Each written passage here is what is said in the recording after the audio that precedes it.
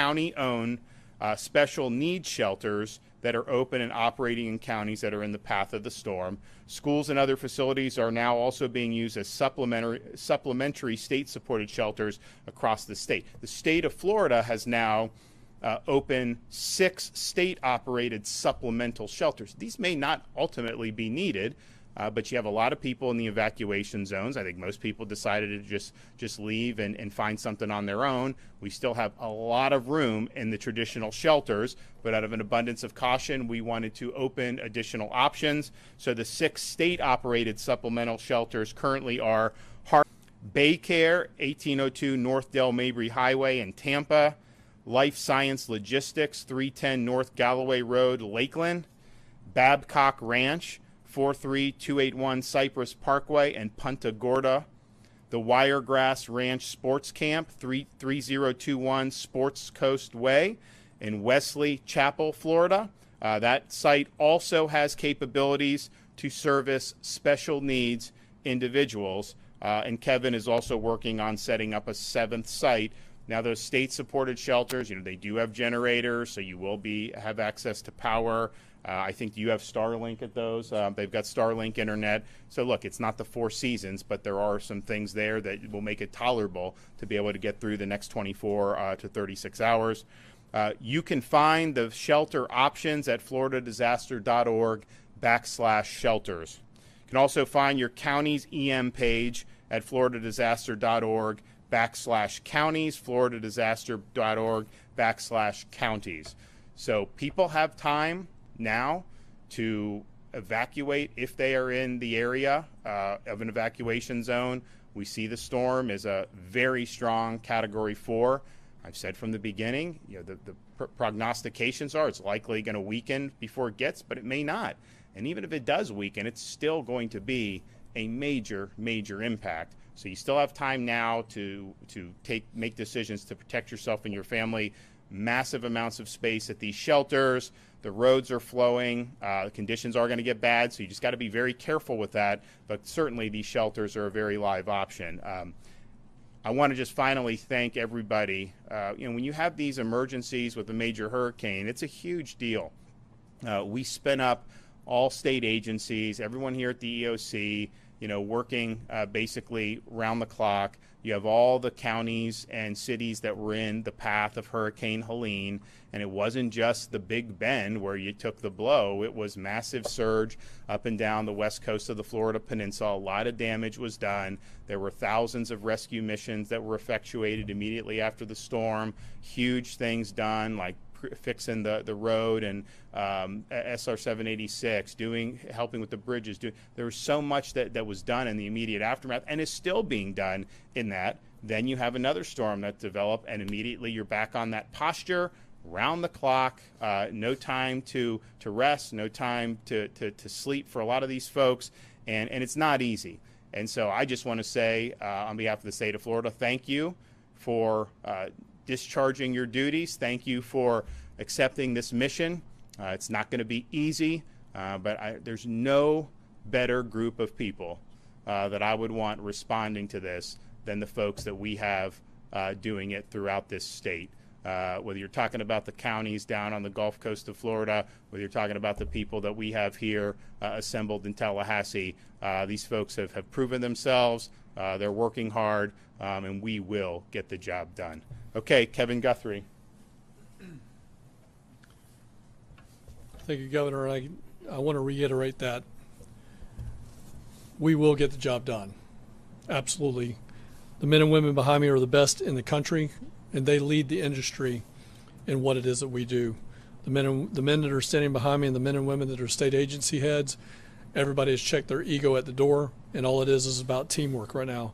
We're going to get that done. We're less than 24 hours from landfall, and the governor has been working tirelessly alongside all of us to ensure that we have all the resources needed ahead of landfall. Today, we continue to move thousands of resources to staging areas across the state. We want to ensure we have the right resources to move into the right places at the right time.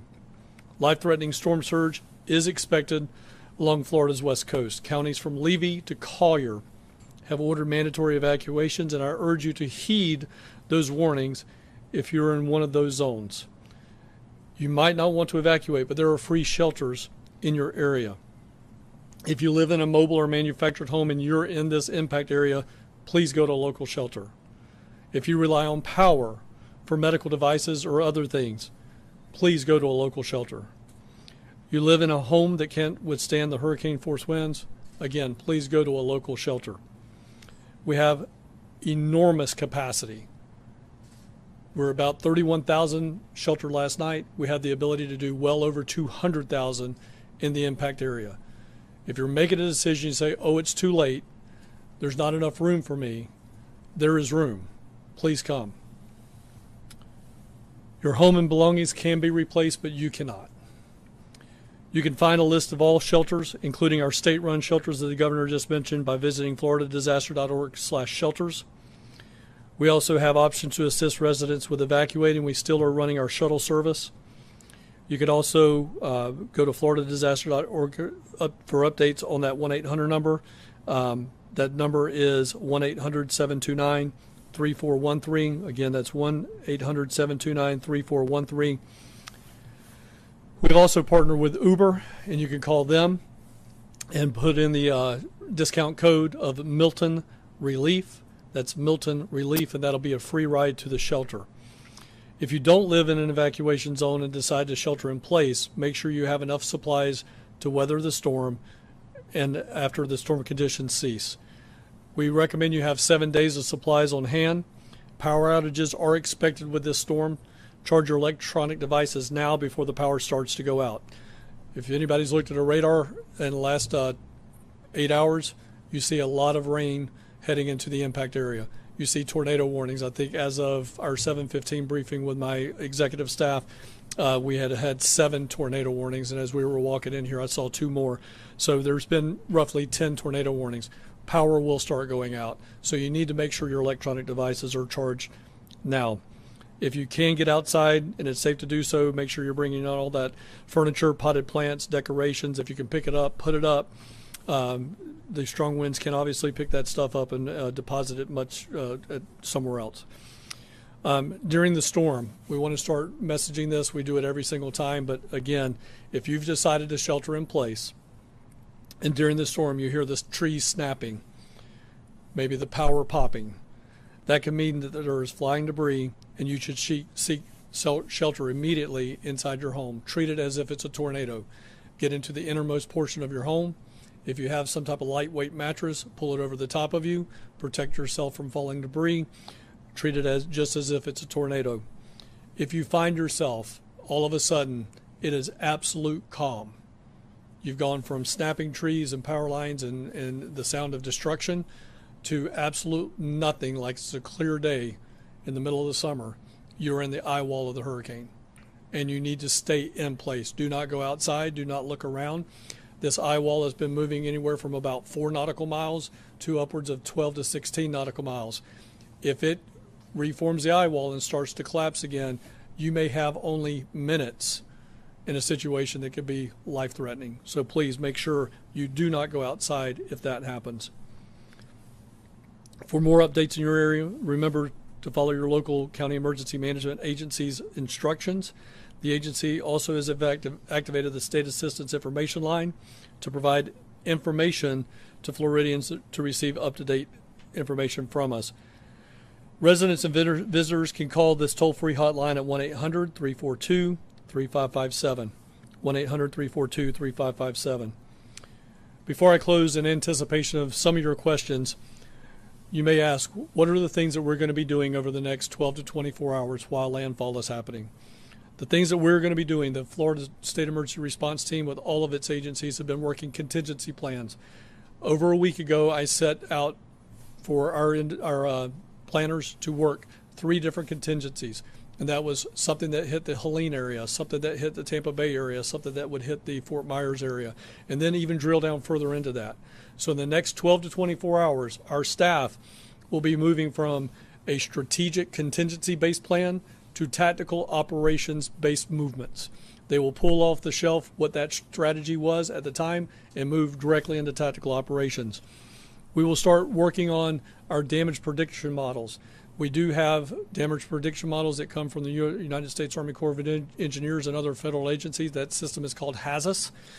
Our planners, our intelligence cell will start looking at those things to see where the most debris, where the most damage is going to be based on the last calculated movement at landfall. So we will then start marshaling resources from the north and the south with all of the agencies behind me and all the agencies that are out there on the floor right now, to include local county assets and statewide, or I'm sorry, out-of-state mutual aid assets, to move from north or south into those impacted areas, surging more resources where we anticipate having the most damage based on those models. You can always follow us at X and Instagram at FLSERT and on Facebook at FDEM. You can get latest updates also at floridadisaster.org/updates. Governor, again, it makes it very easy for us to do our job and be successful at our job when you have a man standing behind me that's willing to pull the trigger at 96 hours out. All of us can be very successful. And I think this is one thing I just want to point out, because the governor's not going to toot his own horn on this, but I will. General Haas not only is a good friend, but he's one of the best in the business at doing what he's doing. But he can only move as fast as he can call up his soldiers. That takes 72 hours to do that. When the governor gives us 96, the last 3 storms we have marshaled the full depth and breadth of the Florida National Guard before landfall. And that never happened before this governor took office. Governor, thank you. Derek? Yep, thank you, Governor, for your leadership, and good morning. I want to reemphasize at FDOT, we are committed, we are determined, and we are resolute, and we are ready to respond to this storm. We took the governor's direction very seriously with the debris mission. Remove as much debris as humanly possible in the barrier islands before Hurricane Milton makes landfall. We mobilized every available state asset along with some of our contractors and have been working around the clock. I want to say thank you to our dedicated FDOT team members down in the Tampa and Southwest Florida regions. They have been working around the clock. Also want to say thank you to the men and women of the Florida National Guard, the Florida State Guard, the Florida Highway Patrol, Southwest Florida Water Management District, and the Florida Department of Agriculture. They all joined forces together to move debris, and we worked into the wee hours of the night last night. We had huge platoons of dump trucks being escorted by Florida Highway Patrol in very severe weather to get debris off of those barrier islands. What we were able to accomplish is truly remarkable, and you heard the governor. We moved nearly 55,000 cubic yards of debris and made a huge dent on those barrier islands, which is going to have a tremendous impact on safety as Hurricane Milton makes the landfall. So I want to say thank you to the governor for bringing the vision and the direction to do something of such a great feat. With evacuations, we did notice very heavy traffic on I-75 and I-4 going north to Orlando and up to I-10 over the last few days. We did use emergency shoulder use. It did help to resolve that traffic. And we have continued to have both the Florida Highway Patrol and our Road Ranger Service Patrol circulating those corridors to offer motorist aid. We did see very heavy congestion on Alligator Alley yesterday. We also implemented emergency shoulder use there. Traffic began to resolve around 11 p.m. last night, and we were glad that people chose to leave, seeing where they lived, and were evacuating to get to safety. We will be deactivating emergency shoulder use at noon today. We have to begin to demobilize the signs and the people because conditions will begin deteriorating very quickly. We are monitoring all of our coastal bridges and causeways and low-lying roads in Southwest Florida and in the Tampa region. Conditions are going to deteriorate quickly. We expect bridges and causeways to begin closing early to mid-afternoon today. This is very important. You heard the governor. The window of time is closing to get to safety in a shelter. When winds get high and water gets high and begins to make those bridges and roads unsafe, we do work with the Florida Highway Patrol. We have to close those. Bridges like the Skyway or the Courtney Campbell Causeway, etc. in Tampa region, we do expect those to start closing early to mid-afternoon. That's something you need to keep in mind if you still have to evacuate. As you heard from the governor, we've pre-staged our assets, our bridge inspectors, our team members, our heavy equipment. We do plan to have all of our resources and heavy equipment and contractors staged north and south of the cone. We will be pushing in with full force behind Hurricane Milton as it makes landfall to clear roads inspect bridges, assess damage, and begin repairs as quickly as we possibly can.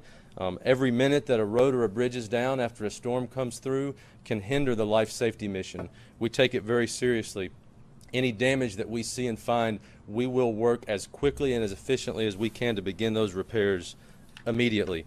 The seaports on the West Coast, we've been in very close coordination with them.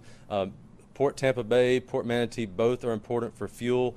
If the storm surge is consistent with what's predicted, there could be significant issues with both of those two seaports. So we've been coordinating very closely with Division of Emergency Management and looking at making sure we still have fuel moving throughout the state. I want to remind everybody, FL511.com is the place to get traffic information. We have 10 traffic management centers across the entire state. They work 24/7. They will be working throughout the storm. We will be updating FL511.com live throughout this event. The storm surge expected from this hurricane can cause damage to road and bridge infrastructure. This is why our crews are some of the first boots on the ground to assess and inspect. One thing important to remember, there can be damaged facilities. There is going to be high water. Please do not get out and drive around until we have had the opportunity to inspect bridges and roads. Even after the storm passes through, there will be roads underwater. Please do not drive through water. It's inevitable. Every storm season, people choose to drive through water. You have no idea what's going on underneath that water. It can be very dangerous. Please give us time to do our job. Make sure roads are safe before you start driving around. Again, FL511.com, and thank you, Governor, for your leadership. Mark? Yes, sir. Good morning. Under the Governor DeSantis' leadership, Florida is a law and order state. And FDLE will work with our partners at all times to ensure that it stays that way. As the commissioner, I've been in contact with the Florida sheriffs in the impacted areas, everything from Jefferson County all the way down to Key West, to ensure that their needs are met and supported. We've also worked hand in hand with the Florida Police Chiefs Association and the Florida Sheriff's Association to ensure if they have any pre-storm needs or even post-storm recovery efforts that we're there for them. I can safely say that the Florida Police Chief Association already has the South Florida Police officers come together for about 80 members that are going to be poised ready to come in to the impact area to support as needed. The Florida Sheriff's Association has strike teams available and ready to move in as needed to support.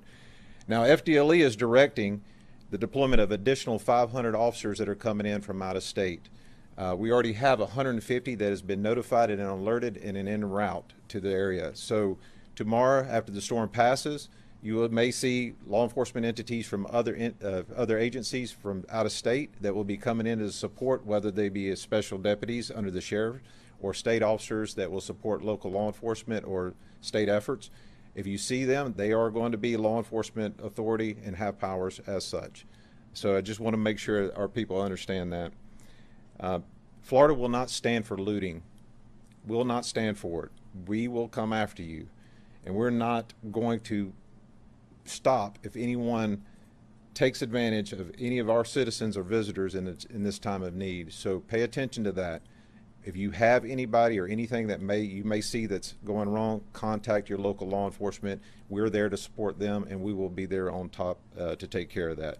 Now, FDLE special agents and law enforcement analysts have been steadfast all the way through Hurricane Helena, and also will continue on past Hurricane Milton to give you that great support. Our mutual aid team at FDLE has already been managing numerous law enforcement missions, and such as identifying post-storm response squads, establishing base camps for first responders, and conducting security missions. Now, in addition, FDLE has nearly 200 analysts that are on standby for reunification efforts for Florida. Law enforcement officers and offices for sheriffs and police departments to help you if you're missing your loved ones. We're here to help and try to find them. FDLE Sworn Training Unit CUT team is standing ready to go out and support any first responder that may have damage to their house, so that way these teams come in and get them back ready, and so that way they can go out and support their community so they're not worried about stuff that's happening at their house.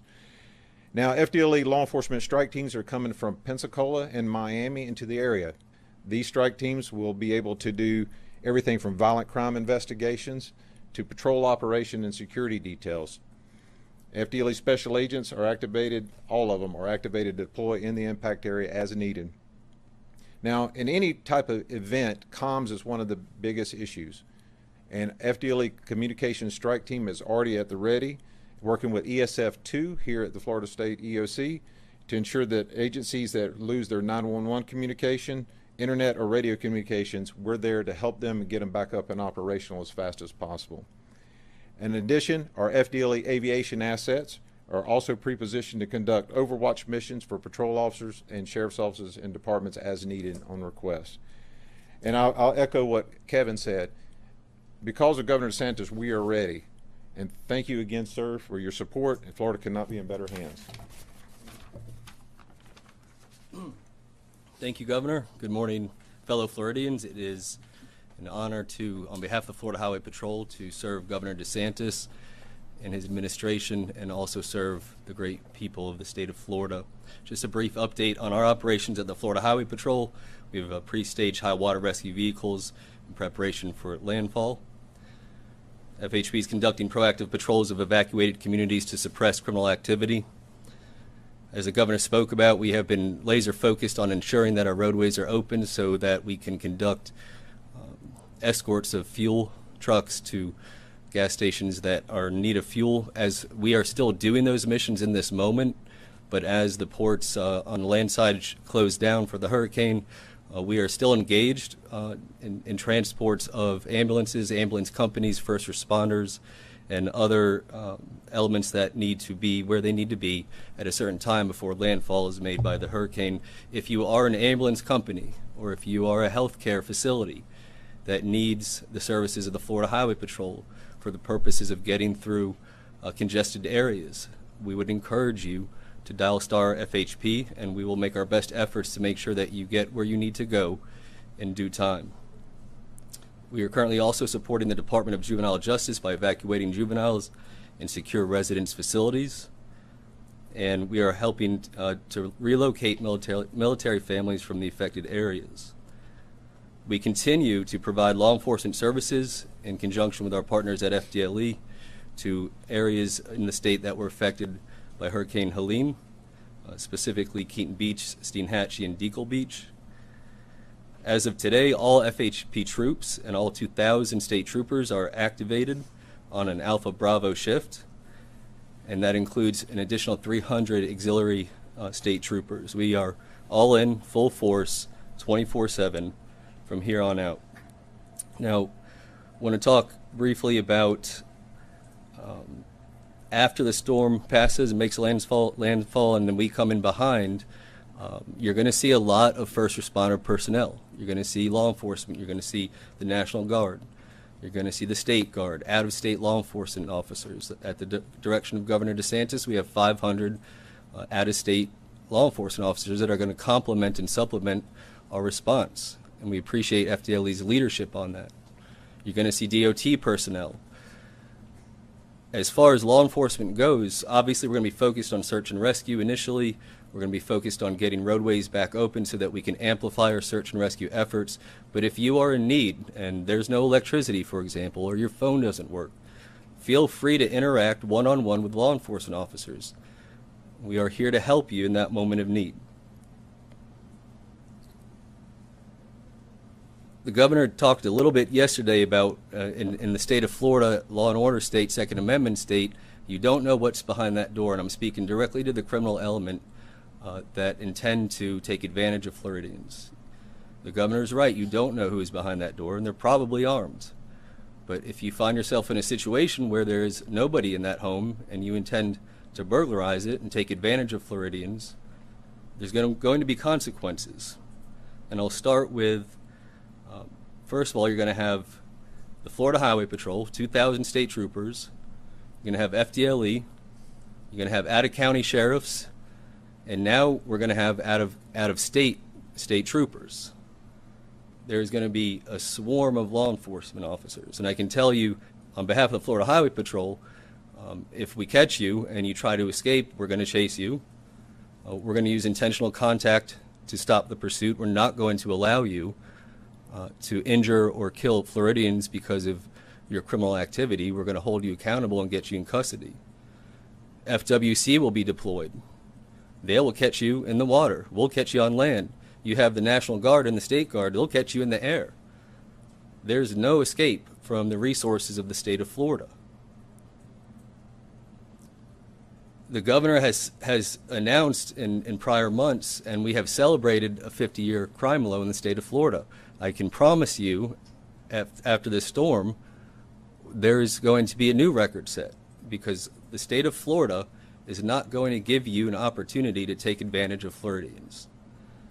And then my final comment would be that we at the Florida Highway Patrol, and I know I speak for all the professionals that are standing behind me and the governor as well, is that we are cognizant of the weight of this moment for the state of Florida. We are cognizant of the weight of your safety and your concern as Floridians, and we are cognizant of our duty as representatives of the government and as law enforcement officers and first responders, and we intend to meet this moment and we intend to honor our duty.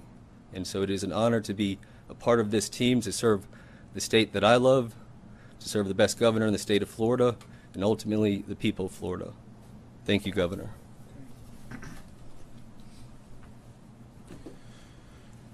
So we're bracing. We know we're going to get hit later tonight or early tomorrow morning. It is going to bring a lot of ferocity. It's going to bring a lot of hazards, a lot of damage. You still have time to make the decision to ensure your safety. You do not have to get on the interstate and drive to Georgia. You don't have to drive to Pensacola. You can go to a local shelter, which would be likely tens of miles away. We also have now these state shelters. There's massive, massive amounts of room in all of those shelters. You ride it out for a night. The storm's likely going to be gone on the east coast of Florida by tomorrow afternoon. You're going to obviously have first responders and everyone on the scene immediately and doing what they can. But you're going to be able to get back. You're going to be able to resume your life. But just make sure that you're putting yourself in a situation where you can safely weather this storm. So you still have time. Time is running out. But if you make that decision now, I think you'll be glad you did. Yep. A lot of people are choosing to stay in Sarasota, Charlotte County. What's your message to those people that are choosing to stay in their homes? Well, if you're not in an evacuation zone, I would imagine, because there's a lot of population in some of those areas, like Kevin said, if you're going to hunker down like that, you're basically going to be, if you're not in a flood, you're basically going to be concerned about the wind. And this is a strong storm. So if you start to hear popping, if you start to hear trees snapping, you got to treat that like a tornado, and you got to hunker down because you're going to have debris, you're going to have trees, you're going to have things that could potentially fly around and cause a threat to your life. Now, if you are in an evacuation zone and you're in places like Sarasota or Charlotte, just know that if you get 10 feet of storm surge, you can't just hunker down with that. That is ultimately the surge. Mother Nature is going to win that fight. So I think it's hazardous to be staying, particularly on those barrier islands in Sarasota County, particularly on the barrier islands and other parts of coastal Charlotte County. And so if you're in an evacuation zone, you can just get up, go to one of the many shelters that are available. Maybe you have friends and family close by. Maybe you want to get on the interstate. I would say that's going to be a little dicey, but some people will want to do that. So you still have time to do it. But and we don't know, look, this track of this storm, where it hits, and is it landfall going to be at Sarasota? Is it going to be further north, further south? Just understand, if you're on the southern part of this storm, you are going to get storm surge. So maybe it doesn't hit Charlotte County, maybe it hits Sarasota. Man, you're going to get a lot of storm surge further down south. That's just the reality. I mean, it's churning massive amounts of water, and that water is going to come out. There may be parts where it sucks it out, depending on how the storm goes in northern side of the storm. That's possible. But man, if you're anywhere in the eye or south, for sure, you are going to get major storm surge. Any estimate on how many people have actually heeded the evacuation call? I mean, we've had way higher volumes on our interstate system than we normally do. I mean, it was on a Monday. I think I-75 was, 150% of what it really was, what it normally is. And that's not the best road anyways. I mean, you start getting close to Ocala, some of these places. I mean, you could just have standstill traffic there. I-4, same thing. Much more than we normally have. But I think anyone that's driven in Central Florida knows you get on I-4 near like Champions Gate in some of these places. That's part of the reason why we're doing Moving Florida Forward, doing all that. And like it needs to get done, and we're accelerating that. But there's bad traffic anyways, but there was a lot of people on the road. And then I think yesterday to see Alligator Alley at 150% of its normal, that's telling you that there are a lot of people that have done that. And we've stressing the availability of local shelters. Anytime you evacuate, there's going to be a certain amount of hazard for that because there's a lot of people on the road, especially if conditions start to get bad. The safest thing is drive that 10 miles, 15 miles, wherever, go to the shelter. But you don't have to do that. A lot of people haven't done that. I'm a little surprised at the number of the shelters. I thought it'd be a little bit higher. But I also think, if the storm wasn't going to hit till Wednesday night or Thursday morning, a lot of people wouldn't want to stay in a shelter Monday or Tuesday night. So I do think you're going to see the shelters. I think that number is going to go up today throughout all those counties that are in the eye of the storm. And, of course, we have the state shelters. That's up on the DEM website where you can see all those. Those are going to be, it's like big. Those are all thousands of people can fit in each one of those. And we thank, we've had businesses that have leased it out. I know we did Hard Rock. We've done a bunch of stuff. You're going to have internet, you're going to have a generator, there's going to be power. Again, it's not going to be the Four Seasons, but it is going to be something that's going to be tolerable for a night. And so if you're in a situation where you're just hoping that you don't get hit with massive storm surge, those are going to be really, really good options for you to do. So obviously the storm is very dangerous, and you've been pushing for evacuations and whatnot. There's also misinformation out there that I think even a member of your team has tried to dispel online. I know the FEMA administrator brought up other reports of misinformation. I just want to know your thoughts on it. What specific misinformation are you talking? There was one. There was one tweet that was telling people not to evacuate because there was some collusion between FEMA and a security team that wouldn't let people back into their homes. That was obviously. Guys, listen. I think most people are wise to this. We live in an era where if you put out crap online, you can get a lot of people to share it, and you can monetize that. That's just the way it is. But if you're hearing something that's just outrageous, just know, in the state of Florida, none of that stuff would ever fly. So you don't have to worry about that. FEMA is not leading this show. We are leading this show here in the state of Florida. We're marshaling whatever assets are available to us. We're leveraging that. But certainly with people evacuating, in my executive order, I put in on Saturday that the default is you have a right to immediately return to your home following the storm. Now, there may be some circumstances that are not usual, but if a bridge is about to collapse, if there's real massive hazards, if there's active rescues going on, but the default is you get back. You can't just say, we're just going to keep people off for 48 hours because we think it'll be easier to clean up debris. No. This is your private property. This is your home. You have a right to go back. So that's in our executive order. That'll be something that we work towards to make sure that that's the case. It's important that people are able to get back. And I'd also note, we talk about the debris. You had all this debris, right? These contractors, some of them were doing a lousy job, others weren't. And we decided to take it on ourselves to go really surge people and supplement that.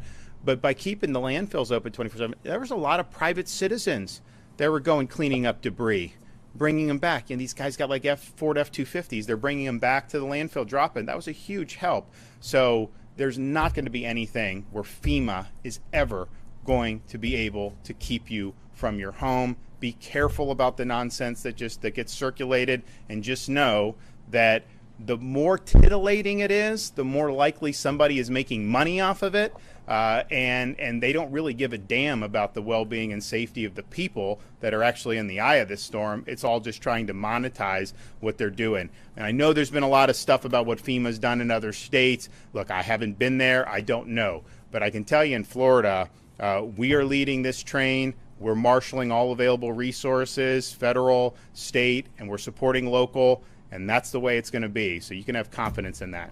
Yes, sir. It's coming up on 11 o'clock right now. Roads are passable and encouraging evacuation. Have you guys, based on the size of the storm and the speed it's moving have you picked a time of when people should not hit the roads and when they should shelter in place? We haven't, because I think it just depends on where you are, what the conditions are. I would say that the conditions are going to get worse throughout the rest of today. So these local shelters are a great option to be able to go and drive a few miles, get into a shelter, and then just ride out the storm is not going to be a problem. I mean, if you leave right now, go to your local shelter, you're fine, right? If you leave right now and you get on the interstate and you want to drive to Pensacola, look, just know that you're going to start to see some hazards. We do have fatalities on the roads with almost every storm.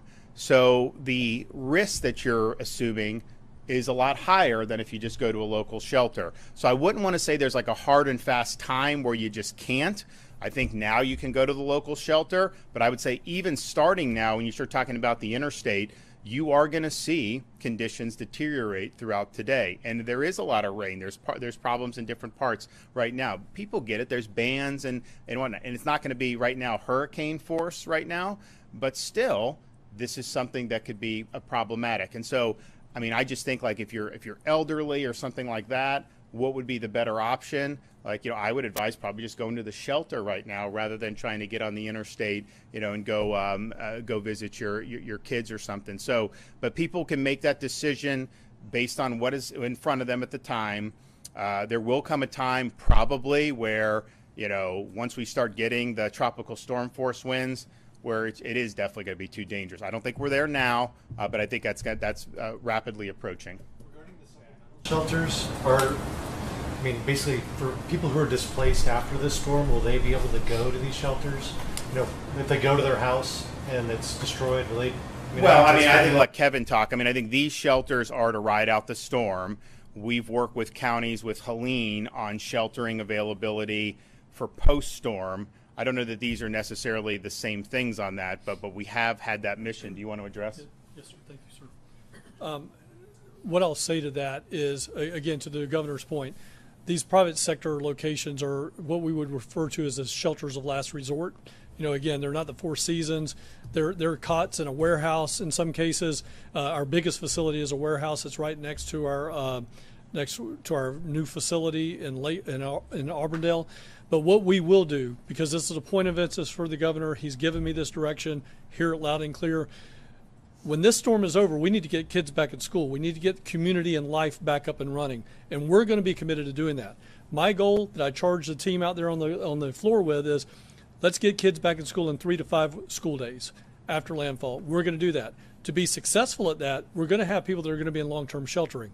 So we were going to have to open up other big box stores. Now, what we will do there is, where we're in warehouses right now along the interstate corridors, we will start looking for maybe those mall big box stores, something that may have even been right on the edge of an evacuation zone or a flood zone. For example, there's a really good place, Gulf Square Mall in Pasco County, Hudson.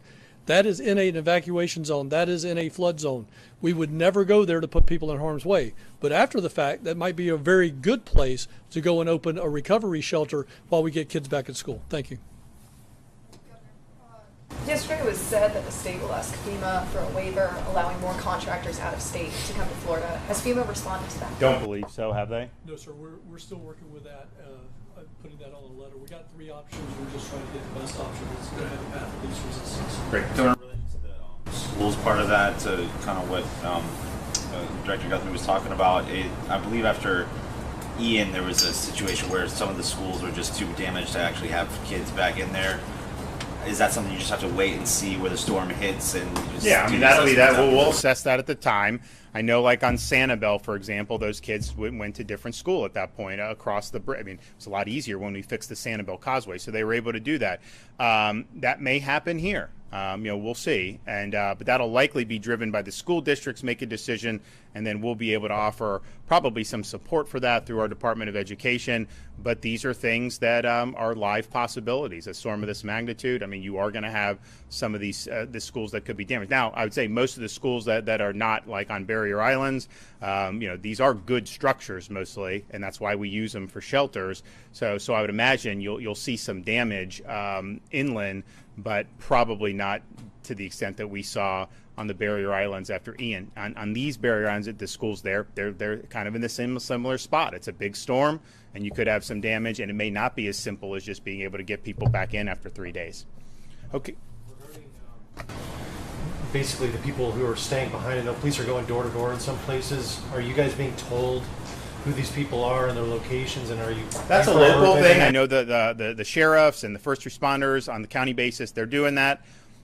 What I've always said is, you are being warned on this. You've seen, I mean, just think about Helene on these Gulf Coast in central Florida.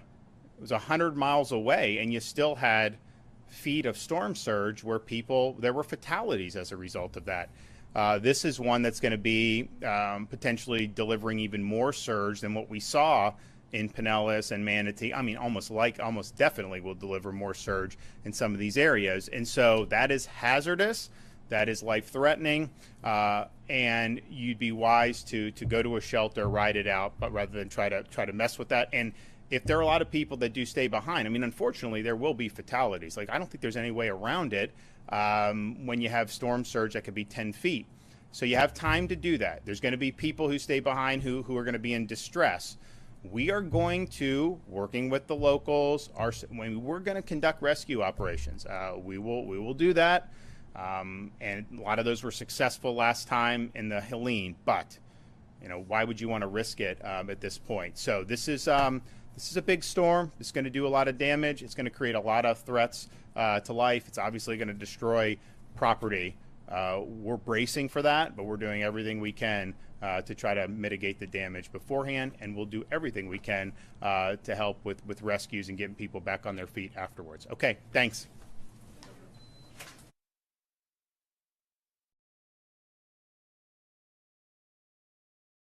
You're watching the Florida Channel, a public